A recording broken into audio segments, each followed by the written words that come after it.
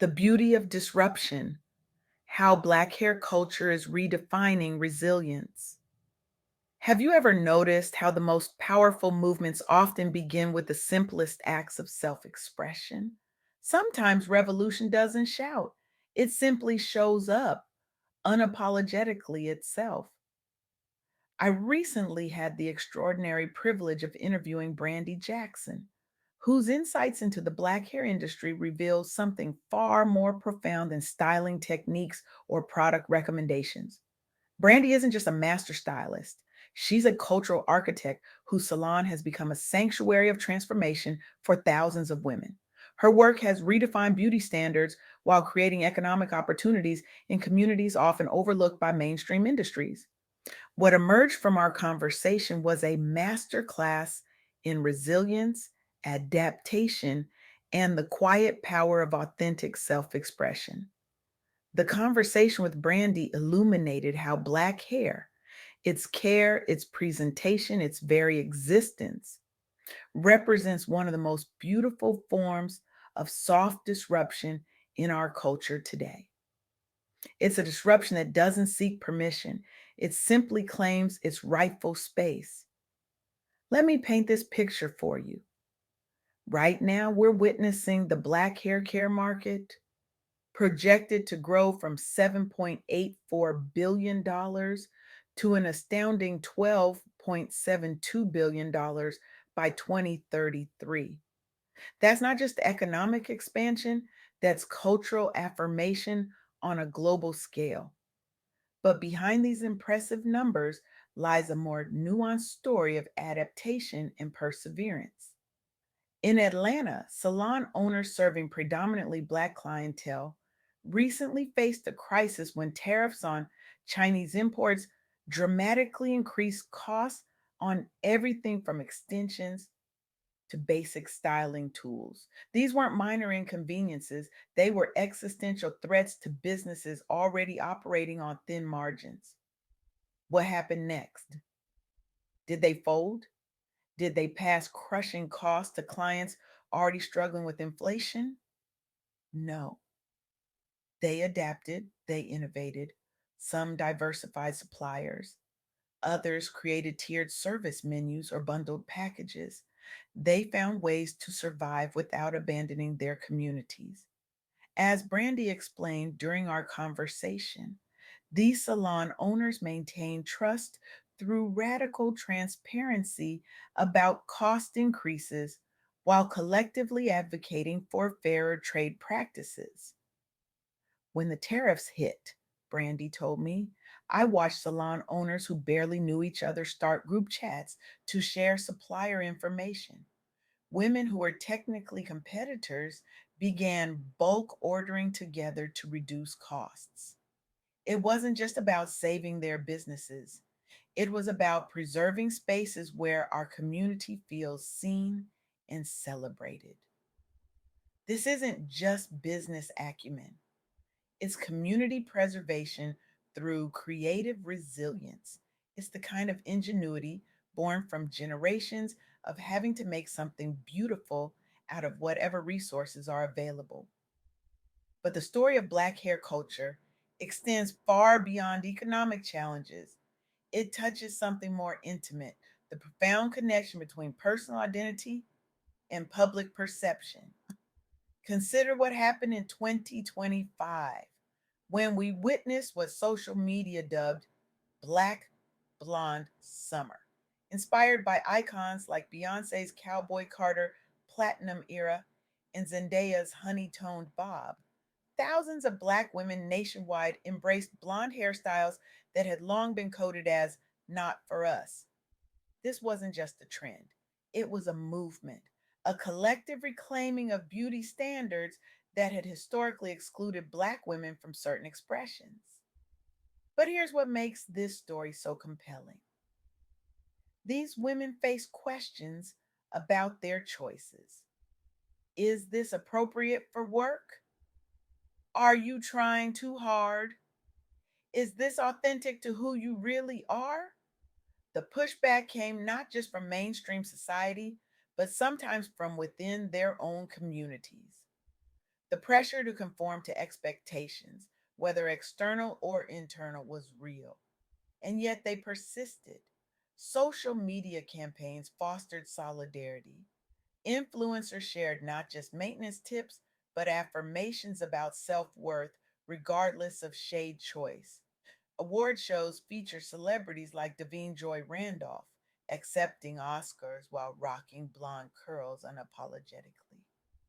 What emerged was a powerful shift in conversation, from policing authenticity to celebrating versatility, from judgment to joy. This is what I mean by soft disruption. Not loud protests or angry manifestos, but the quiet, persistent assertion of one's right to self definition. The gentle but firm refusal to be confined by others' expectations. And that's revolutionary. But let's be clear, this revolution, while beautiful, remains incomplete. Despite making up over 11% of beauty spending in the US, Black owned brands account for only 2.5% of industry revenue.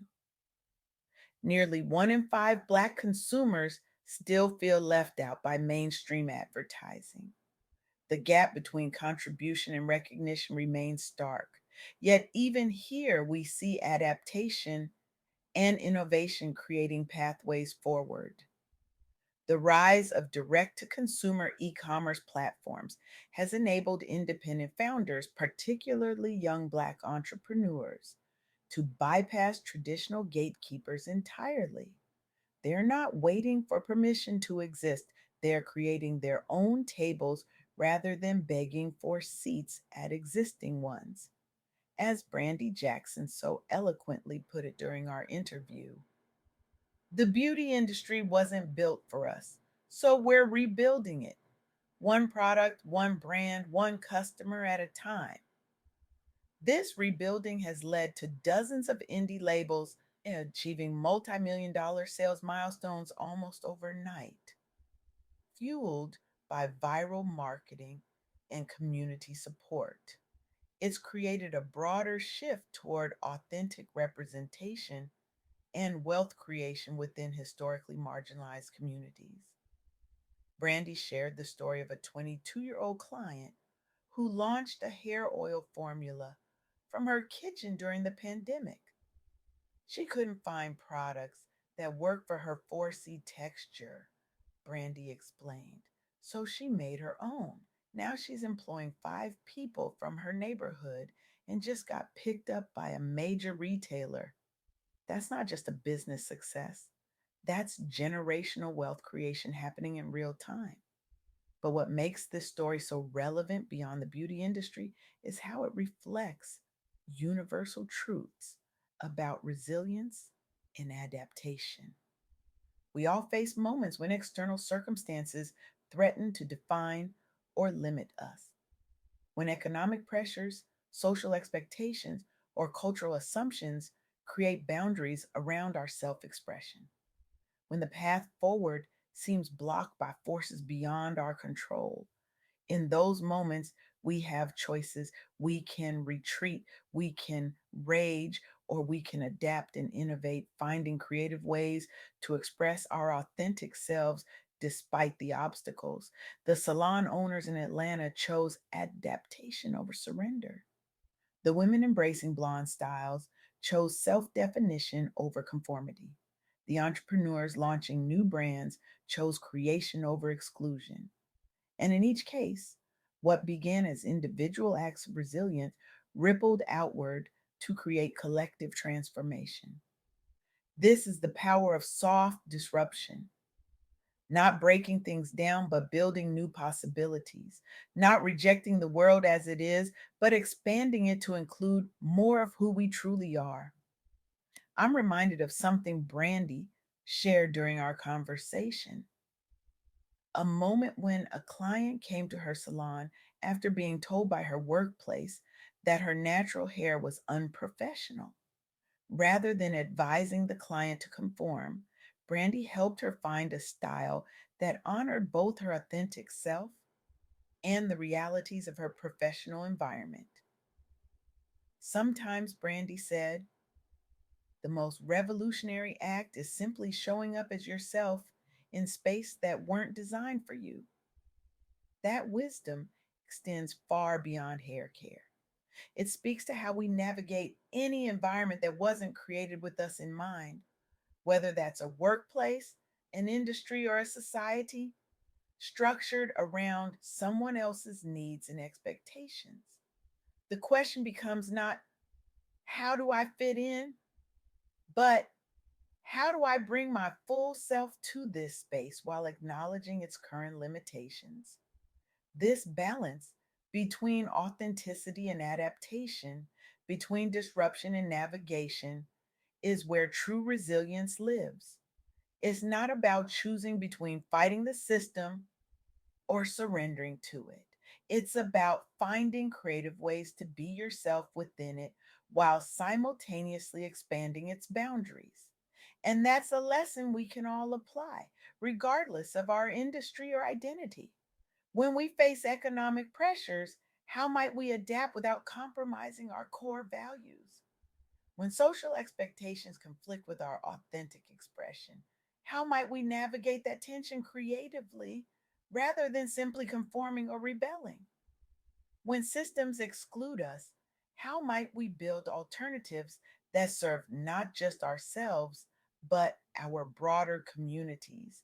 These questions don't have easy answers, but the stories from the Black hair industry offer powerful examples of how adaptation, authenticity, and community support can create pathways through seemingly impossible circumstances. So I challenge you today, look at your own life. Where are you silencing your authentic self to fit into space that weren't designed with you in mind? Where might you be capable of soft disruption, that quiet, persistent assertion of your right to exist fully as yourself? I challenge you to find one area where you can adapt boldly rather than react defensively when faced with change or challenge. Where can you find creative solutions that honor both your authentic self and the realities you're navigating? And most importantly, I challenge you to recognize that your authentic self expression isn't just about you. When you show up fully as yourself in spaces that weren't expecting you, you expand those spaces for everyone who comes after you. You make it possible for others to imagine new possibilities for themselves. You become part of a quiet revolution, a soft disruption that over time transforms not just individual lives, but entire industries, communities, and cultures. Because that's how change happens. Not all at once, but day by day, choice by choice, expression by expression, until suddenly we look around and realize the world has expanded to include more of who we truly are. That's not just survival, that's transformation. And it begins with each of us having the courage to be authentically ourselves, even when, especially when, that authenticity gently disrupts the status quo. The next time you feel pressure to conform, to shrink, to be less of who you are, remember the power of soft disruption. Remember that adaptation isn't surrender. Remember that your authentic self expression is not just your right, it's your revolution. Thank you